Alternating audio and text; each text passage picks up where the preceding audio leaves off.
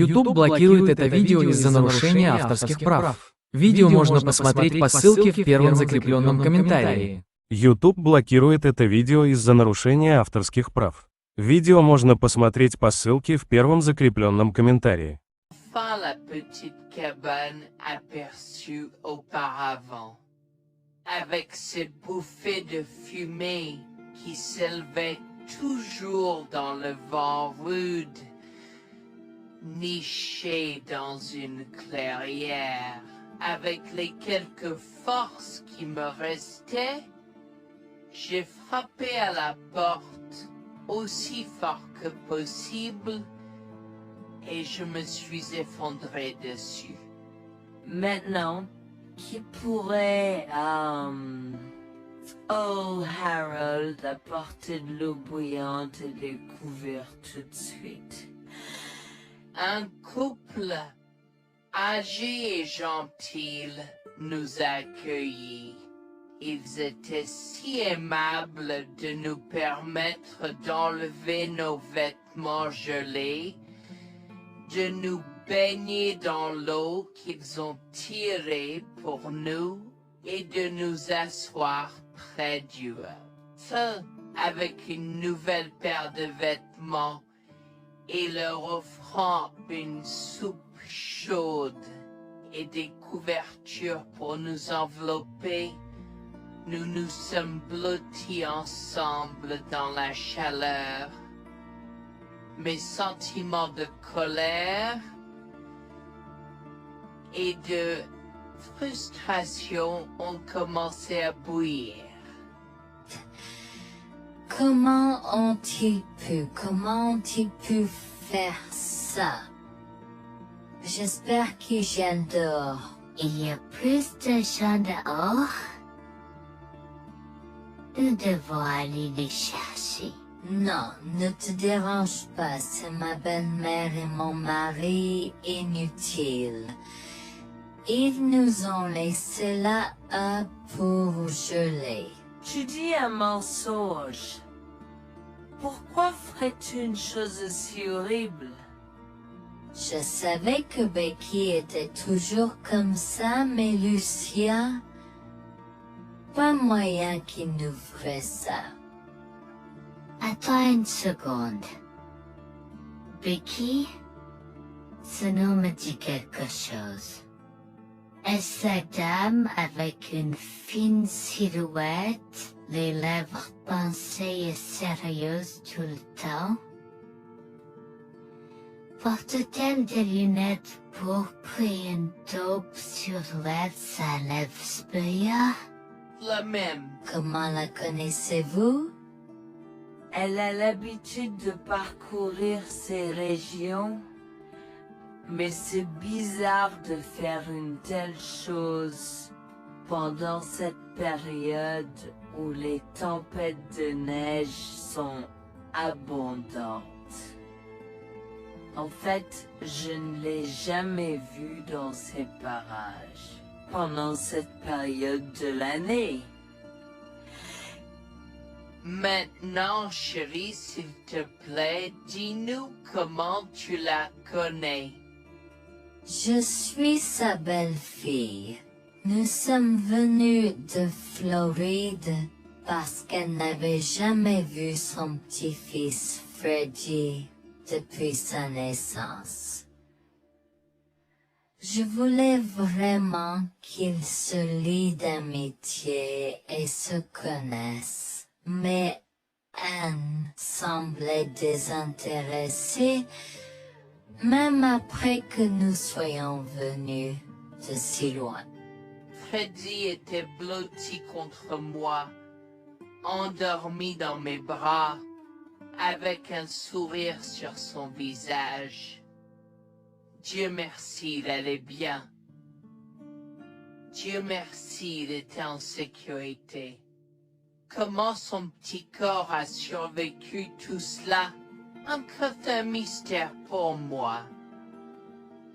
Mais plus je le regardais, plus je devenais frustré par son père, inutile, et sa grand-mère. Elle est magnifique. Cela nous fait pleurer de savoir que cela se produit. Vous voyez, nous n'avons pas d'enfants. Nous ne pouvions pas en avoir. Alors nous avons décidé de venir vivre sur les montagnes. C'est la vie que nous avons toujours voulu, mais nous ne pouvons pas combler les lacunes dans nos cœurs. Donc, entendre que quelqu'un qui a la chance d'avoir un tel petit enfant a choisi d'être négligent est quelque chose que nous ne pouvons pas pardonner. Tu sais, j'ai toujours eu un drôle de pressentiment à propos de Becky, je te l'ai dit, Harold. Cette femme n'est pas normale dans sa tête. J'ai crié après eux leur disant d'attendre pour nous, mais ils ont juste continué à aller de l'avant. Ils m'entendaient, mais ils choisissaient de ne pas m'écouter. Pourquoi aurait-il fait ça? Parfois, nous ne savons pas pourquoi les gens font les mauvaises choses qu'ils font. Tout ce que nous pouvons faire, c'est faire de notre mieux. Nous avons continué à converser le reste de la soirée, et aussi en colère que je fusse. Avec stade je m'ai fait cheveux merger parce que je savais que Lucien et moi étions exécurés. Le matin est venu et il semblait que la tempête de neige se soit calmée. J'ai cherché sur divers sites web pour trouver des rapports météorologiques indiquant que c'était maintenant sûr de se déplacer dans la ville. Et la ville. J'ai échangé des coordonnées avec Georgina et Harold, les remerciant pour tout l'amour et les soins qu'ils nous ont montrés. Il n'y a pas besoin de nous remercier. Nous avons juste fait ce qui était juste. N'importe qui, avec la moitié d'un cœur, aurait fait la même chose. S'il vous plaît, laissez-moi vous accompagner chez vous. Harold et Georgina nous ont accompagnés à la résidence et, oh mon Dieu, nous avons trouvé Lucien et Rebecca assis confortablement sur le porche avant, comme si Freddy et moi étions sur le point de mourir la veille. Je suis sorti de la voiture et j'ai commencé à perdre les pédales. Qu'est-ce qui ne va pas chez vous, les gens? Comment pouvez-vous nous laisser là? Tu nous ralentissais et nous voulions voir la cascade gelée. Est-ce que tu plaisantes? Freddy aurait pu mourir la nuit dernière. Tu t'en fous, vous, Lucien? Pour être juste, tu aurais pu simplement rester à la maison si tu n'étais vraiment pas prêt pour cette aventure. Je jure devant Dieu, à ce moment-là, ma vision est devenue rouge. J'étais prêt à attaquer, à donner des coups de pied, à crier et à hurler pour que le monde entier entende à quel point ces gens étaient horribles. Non seulement ils nous ont laissés là, mais ils semblaient ne pas se soucier de ce qu'ils avaient fait. C'était presque comme s'ils essayaient de nous tuer. Avant que je ne puisse lancer une série d'actions et de mots qui ne pourraient pas être repris, Harold m'a retenu, me disant de me calmer, car Freddy était toujours dans la voiture avec Georgina. En assistant à toute cette scène, il m'a fallu un moment pour me calmer. Mais même si j'avais calmé, j'étais toujours agressif et argumentatif. Vous nous avez laissés là. Nous aurions pu mourir, Lucien. Tu t'en fous de ça? Tu t'en fous que ta mère ait essayé de nous tuer? Ne sois pas dramatique, Noémie. Elle n'essayait pas de faire ça. Regarde, la raison pour laquelle nous ne sommes pas revenus te chercher est parce que nous savions que tu trouverais de l'aide et un abri. Je veux dire, tu as toi-même indiqué cette cabane, n'est-ce pas? Il semble que tu aies obtenu l'aide dont tu avais besoin. Pas grâce à toi ou à ta mère. Je n'arrive pas à croire ce que j'entends ce moment. Assez, tout le monde. Ne me donne pas mal à la tête. Comment peux-tu être si froid et sans cœur envers ta femme? J'ai la moitié d'une idée de venir te frapper. Essaie, vieil homme. Je te mets au défi. Écoute, Noémie. Je suis désolée que tu n'aies pas pu gérer un peu le mauvais temps, mais je jure qu'il n'y avait aucune mauvaise intention de ma part.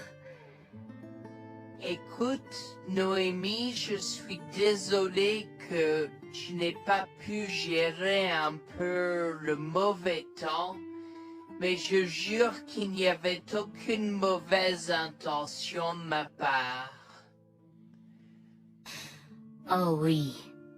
Pourquoi diable irais-tu faire de la randonnée à cette période de l'année? Nous ne te voyons jamais pendant cette période, alors quoi maintenant?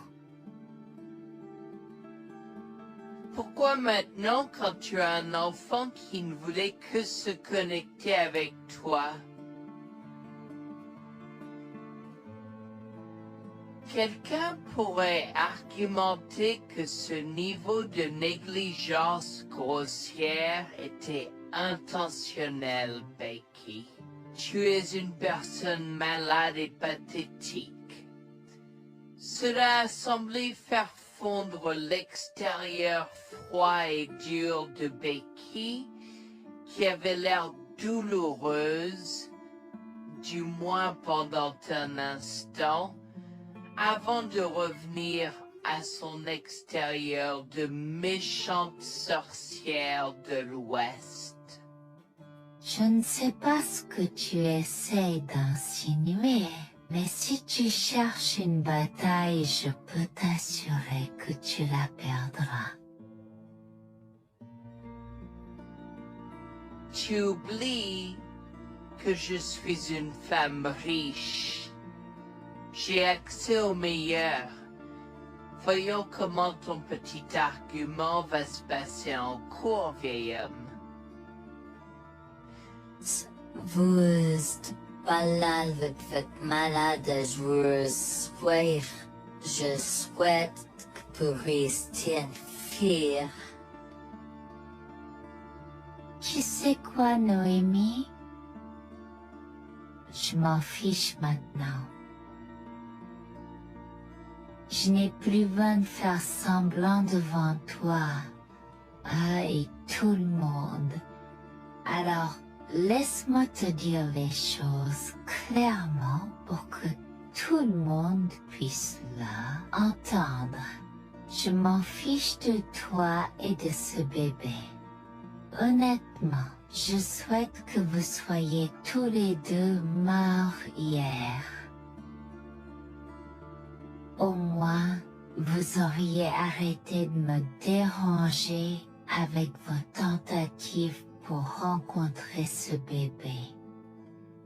Est-ce que je parais en avoir quelque chose à faire? J'ai fait mon geste vers elle comme si mon corps avait une volonté propre. Je me suis approché d'elle et l'ai giflée. J'ai continué à la gifler et à donner des coups de pied aussi fort que possible jusqu'à ce que Jack et Harold me déchirent. Tu m'as stoppé. Comment osais-je?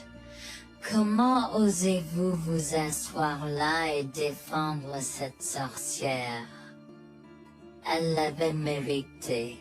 Toi, je vais te poursuivre en justice. Comment oses-tu me mettre les mains dessus? Elle ne voulait évidemment pas cela. Regardez, il semble que les tensions soient élevées en ce moment. Pourquoi ne pas tous prendre une grande respiration? Entrons et réglons cela. Vous êtes un homme faible et pathétique, et j'espère que vous passerez le reste de votre vie à expier ce que vous avez fait à votre fils. Avant que Jack ne puisse répondre, je lui ai craché au visage avant de rentrer à l'intérieur, de prendre Freddy et ses affaires, et de monter dans la voiture avec Georgina et Freddy. Maman, j'ai peur. Que se passe? Tu crois que tu combattu grand-mère? Chérie, je suis vraiment désolée que tu aies dû voir ça. Les choses sont beaucoup plus compliquées ici et je ne veux pas te mentir. Mais je crains que tu ne sois un peu trop jeune pour comprendre. Mais pour l'instant, je suis désolée de devoir te dire que pour l'instant, il semble que grand-mère et papa ne veulent pas de nous ici. Nous ne pouvons pas être ici parce que papa et grand-mère ne sont pas très gentils et je ne veux pas que tu sois autour de personnes qui ne sont pas gentilles. Mais Georgina et Harold sont gentils, n'est-ce pas? Oui, j'aime Georgina et Harold. Harold et Georgina peuvent-ils être mes grands-parents? Oh mon Dieu, mon petit enfant, tu me fais pleurer. Bien sûr, je peux être ta grand-mère. Oh mon Dieu, mon petit enfant, tu me fais pleurer. Bien sûr, je peux être ta grand-mère. Je serai toujours ton ami et je te promets de prendre soin de toi si tu as besoin de moi. Harold a pris la voiture et nous a emmenés à un hôtel où nous avons pu nous reposer et nous remettre de nos émotions, mais malheureusement tout l'événement était un peu trop difficile à gérer. J'avais très peur pour l'avenir Board of Dieu, tant Freddy que moi, car cela signifiait le divorce. J'avais peur, Bertie, qu'ils obtiennent la garde de Freddy. Décidé de parler au Giners et ses propos de la question une fois que Freddy s'était endormi. Que vais-je faire? Je vais aller en prison? Nonsense. Cette sorcière ne portera pas plainte. Et si elle ne faisait? Elle ne le fera pas, car nous avons des preuves de sa conspiration pour commettre un meurtre. Comment? Nous sommes toujours préparés, chérie. Nous avons secrètement enregistré toutes les preuves. Maintenant, vous pouvez emporter cet enregistrement avec vous et l'utiliser contre votre mari et belle-mère au tribunal. Vous êtes des anges déguisés. Comment avez-vous fait ça? Quand? Comment? Chut, mon enfant, ne t'inquiète pas de tout ça. Écoute simplement l'enregistrement audio. Nous avons écouté et effectivement toutes les preuves avaient été enregistrées, y compris la partie où j'ai attaqué physiquement sa mère. Maintenant, ils vont me faire pour coups et blessures. Oh mon Dieu, pourquoi je fais ça? Maintenant, Bonjour, je m'appelle Jeanne et j'ai 37 ans. Je rédige ceci parce que l'année dernière a été très difficile pour moi et mon mari Jules. Nous avons beaucoup progressé depuis cet incident et je veux juste partager cette histoire pour aider quiconque pourrait se trouver dans une position similaire. Laissez-moi d'abord vous raconter comment j'ai rencontré mon mari, adorable. Tout a commencé de la manière la plus inattendue, dans un hôpital. Jules et moi nous sommes retrouvés à passer une longue nuit devant la salle d'urgence remplie d'inquiétude et incapables de partir. Jules était là parce que sa sœur avait eu un grave accident de voiture alors que ma mère a souffert d'une crise cardiaque. Dans cet espace partagé d'inquiétude et d'incertitude, nous avons trouvé du réconfort dans la présence de l'autre. Nous avons parlé facilement, découvrant un terrain d'entente et une compréhension réelle. Comme nous avons réalisé que cela prendrait un certain temps avant d'avoir des nouvelles des médecins, nous avons décidé de faire une pause et de prendre un café au café de l'hôpital. Nous ne savions pas que ces rencontres fortuites allaient changer nos vies à jamais. Au fur et à mesure que la nuit se transformait en aube, nous avons échangé des numéros avant de nous séparer à contre-séance. Pendant que la condition de ma mère se stabilisait et qu'elle commençait sa convalescence, la sœur de Jules faisait face à un voyage plus difficile. L'accident l'avait laissée avec de graves lésions de la moelle épinière et des blessures cérébrales, et elle était paralysée de la taille aux pieds. Jules était dévasté, partagé entre le soulagement qu'elle ait survécu et la tristesse face aux défis qu'elle allait maintenant affronter. Au cours des mois suivants, Jules et moi sommes restés en contact, nous nous soutenons émotionnellement pendant les convalescences de nos proches. Nos conversations ont progressivement changé, nous permettant de partager nos espoirs, nos rêves et nos peurs. Dans l'un de ces échanges sincères, Jules a eu le courage de m'inviter à prendre un café, un rappel significatif de l'endroit où notre connexion avait d'abord fleuri. Notre amour a grandi rapidement, alimenté par la fondation que nous avons construite pendant nos moments les plus sombres.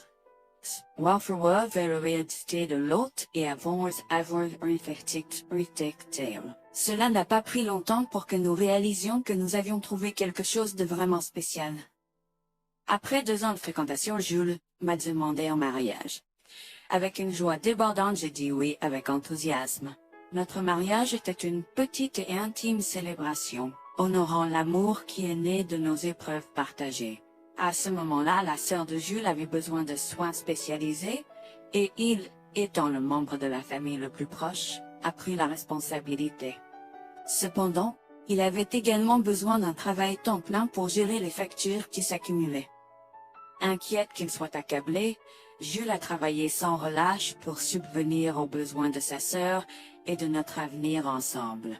Un jour, je l'ai assis et l'ai rassuré en lui disant que nous étions une équipe faisant le défi de la vie ensemble. Chérie, j'ai besoin de te parler de quelque chose d'important. S'il te plaît, prends place. De quoi s'agit-il? Tu as l'air sérieuse, tout va bien? D'une certaine manière, non. Je t'ai vu lutter pendant un certain temps maintenant. Tu sais que tu peux me demander de l'aide, n'est-ce pas? Bien sûr que je le sais. Je ne veux juste pas t'imposer mes problèmes, tu sais. Mon chéri, nous sommes une équipe. Je veux que tu te souviennes toujours de ça. Nous faisons face aux défis de la vie ensemble et il n'y a rien d'individuel dans notre relation, seulement la nôtre. Je veux te soutenir, toi et ta sœur, de toutes les manières possibles. Cela signifie beaucoup pour moi, bébé. Tu as été incroyable tout au long de tout cela. Je ne sais pas ce que je ferais sans toi. C'est exactement pourquoi je voulais en parler. J'ai réfléchi à la prise en charge d'Abby et à l'impact que cela a sur ton travail. Et si nous envisageons de la placer dans une maison de retraite? Et avant que tu ne poses la question, je connais une bonne où ma grand-mère était vraiment heureuse. Elle a même préféré cela à vivre avec sa mère.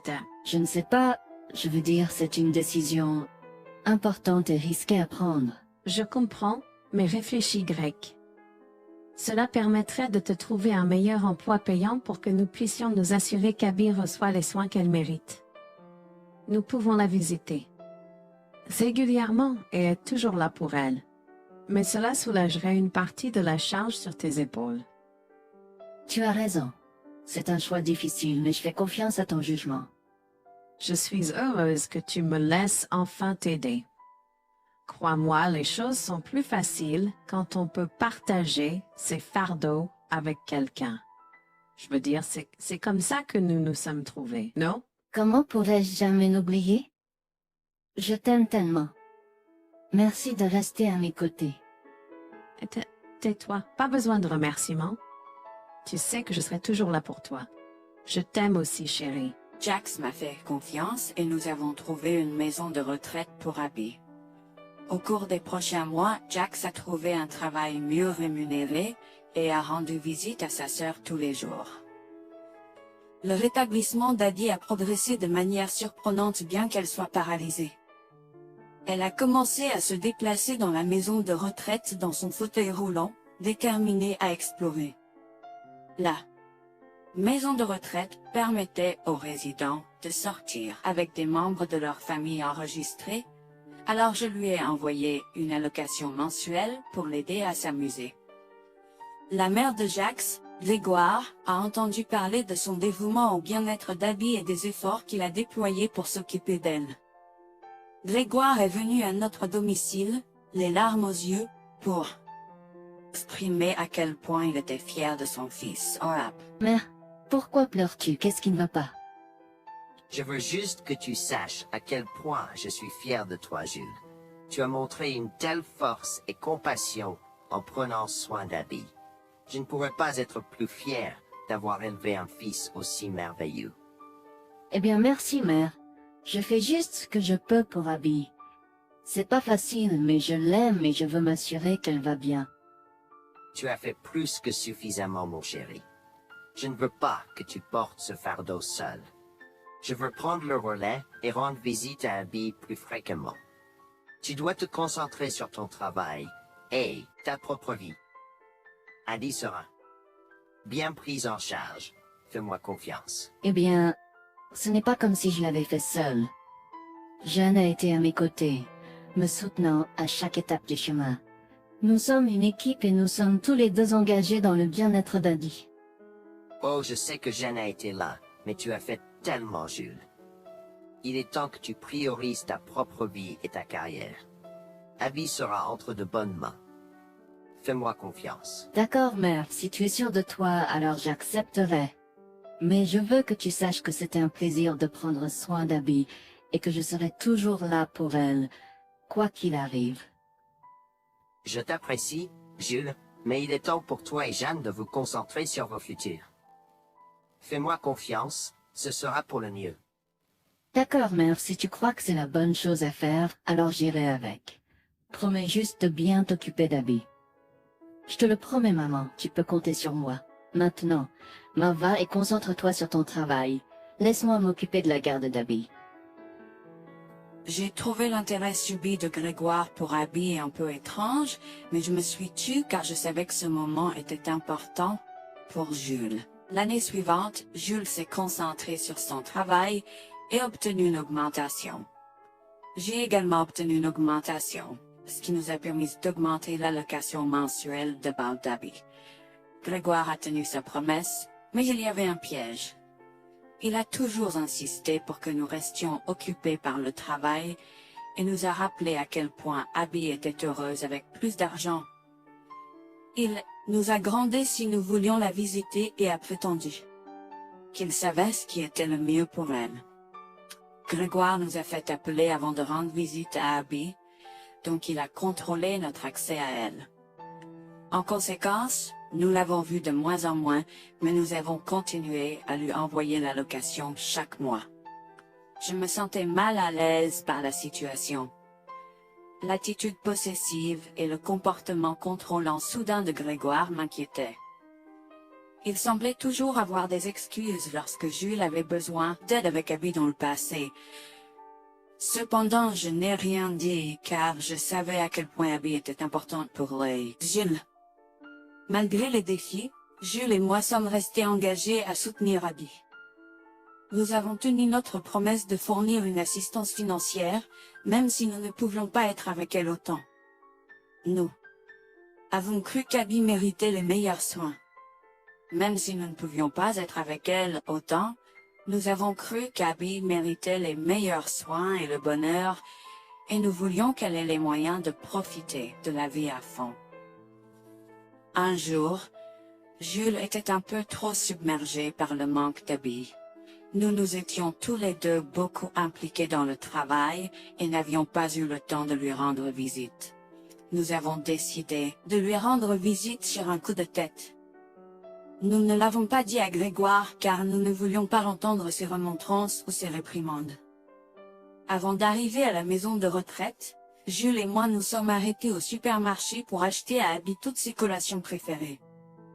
Nous étions tous les deux très excités de la voir et de passer du temps de qualité avec elle. J'ai même apporté ma Nintendo Switch pour qu'elle puisse y jouer. Nous sommes entrés et avons immédiatement commencé à chercher Abby, mais nous ne pouvions pas la voir nulle part. Je pensais qu'elle était probablement partie pour un rendez-vous chez le médecin ou qu'elle était probablement dans le jardin. Nous avons trouvé l'infirmière d'Abby, Mme Smith. Elle nous a regardés avec confusion. « Excusez-moi, pourriez-vous nous dire où est Abby? Nous la cherchons. » Charlie, savez-vous pas ce qui s'est passé? Non, nous n'en savons rien. S'il vous plaît, dites-le nous. Que s'est-il passé? Est-ce que Abby va bien? J'ai essayé de contacter Grégoire car il a insisté pour être le point de contact pour toutes les informations concernant Abby, mais il n'a jamais répondu à mes appels. S'il vous plaît, dites-nous simplement ce qui s'est passé. Est-ce que Abby va bien? Je suis vraiment désolée de vous apprendre cette nouvelle. Alors que nous administrions un nouveau médicament à Abby, son corps a eu une réaction sévère. Elle est tombée en état de choc, malgré nos efforts, il a été. Quoi? Quand cela s'est-il produit? Cela s'est produit il y a 2 mois. 2 mois? Comment cela est-il possible? Pourquoi n'avons-nous pas été informés? Je m'excuse pour cette omission. Nous essayons de joindre Grégoire comme il l'avait demandé, mais il semble qu'il n'a jamais reçu nos appels. C'est incroyable. Nous aurions dû être au courant, nous aurions dû appeler Abby. Merci de nous l'avoir dit, Manager Smith.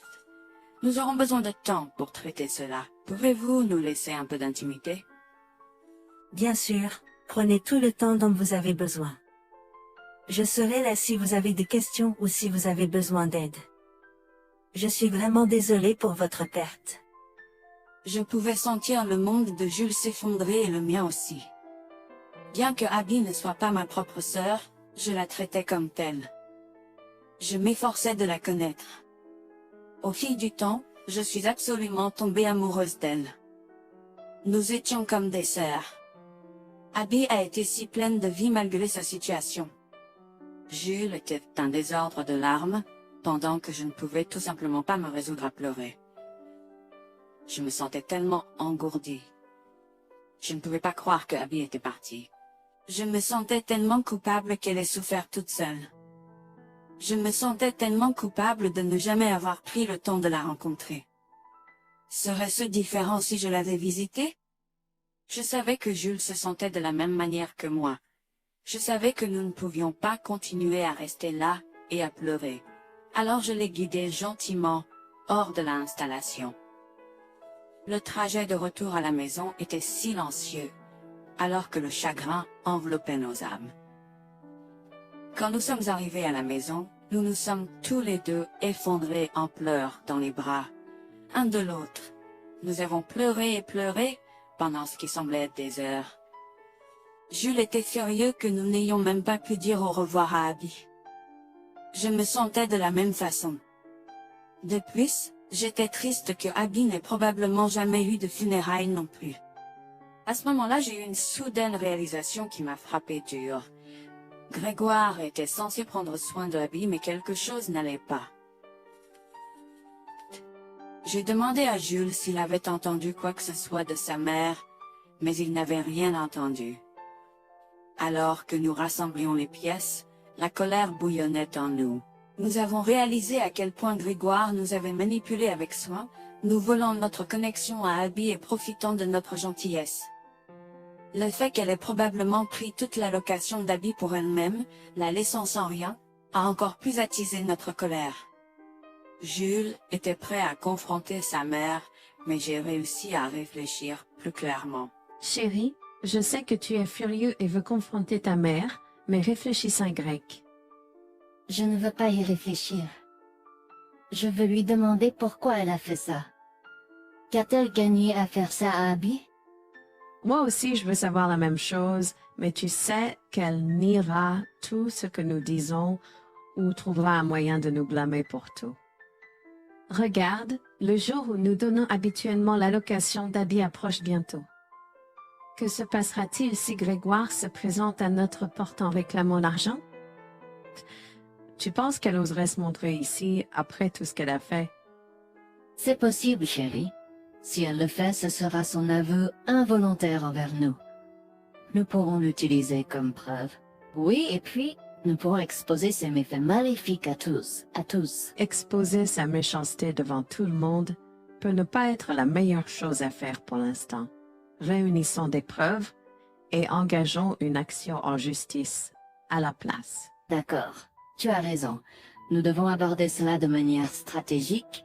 Nous allons suivre ton plan et rassembler les preuves dont nous avons besoin. Il est temps que Grégoire fasse face aux conséquences de ses actes. Nous avons tous deux pris une semaine de congé. En retournant dans la maison de retraite, nous avons recueilli le certificat de décès d'Abby comme preuve. Nous avons également consulté un avocat pour porter plainte contre Grégoire pour avoir volé une personne handicapée. Comme je l'avais prévu, Grégoire est venu frapper à notre porte en réclamant l'allocation de sa fille. Où est l'allocation d'Abby? J'attends. Pourquoi devrions-nous envoyer l'argent d'Abby à toi, mère? Qu'as-tu fait pour elle? Qu'est-ce que j'ai fait? Tu veux dire ce que je n'ai pas fait pour cet enfant insolent? Attends une minute, Grégoire. Comment as-tu exactement pris soin d'Abby? Je lui achète toute la nourriture qu'elle veut. et je réponds à tous ses caprices. Je m'assure même qu'elle prend ses médicaments quand je la visite. C'est génial. Quand as-tu vu Abby pour la dernière fois? Je l'ai visitée hier. Je suis seulement ici parce qu'elle s'inquiète que tu ne lui aies pas envoyé son allocation. Comment oses-tu mentir à mon visage? Je ne mens pas. Qu'est-ce que tu veux dire? Comment oses-tu m'accuser de mentir? Tu es aussi ingrat qu'Abby. Sans hésiter, je tends à Grégoire le certificat de décès d'Abby, ma dégoût visible dans mes yeux, alors qu'elle le regarde avec stupeur. Grégoire a vacillé, tentant de s'excuser. Quoi? Non, ce n'est pas vrai. Ma petite fille. Je suis désolé, Jules. Je suis désolé. Enregistre tes excuses, mère. Tu n'as fait que l'insulter depuis que tu es arrivée. Tu es dégoûtante. Nous avons déjà engagé des poursuites judiciaires contre toi pour tes crimes. Nous avons des preuves de ta négligence. À bien, tribunal. S'il te plaît, Jules, ne fais pas ça.